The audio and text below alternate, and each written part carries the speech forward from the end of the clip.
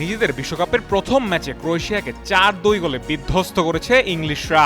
ম্যাচের শুরুতে পেনাল্টিতে গোল করে দলকে এগিয়ে দেন হ্যারি কেইন। এরপর 36তম মিনিটে ক্রোয়েশিয়াকে সমতায় ফেরায় বাতুরিনা। তবে বেশিক্ষণ সেই স্কোর লাইন সমান ধরে রাখতে পারেনি ক্রোয়েশিয়ানরা। 42তম মিনিটে আবারও আঘাত হানে হ্যারি কেইন। হেড থেকে দলকে 2-1 গোলে এগিয়ে দেন তিনি। তবে ইংলিশরা বেশিক্ষণ লিড ধরে রাখতে পারেনি। প্রথমার্ধের অতিরিক্ত সময় শেষ মিনিটে দারুণ গোল করে দলকে সমতায় পাঠান ক্রোয়েশিয়ার পিটার মুসা।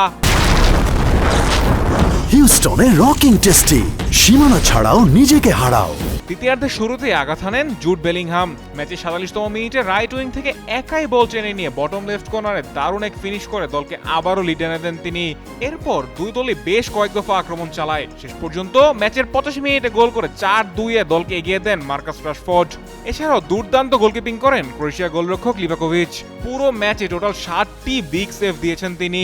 ইংল্যান্ড স্কোয়াড ঘোষণার পর বেশ সমালোচনার মুখে পড়লেও নিজেদের প্রথম ম্যাচে এমন রেজাল্ট অনেকটাই স্বস্তি দেবে ইংল্যান্ড বস থমাস তুখেলকে।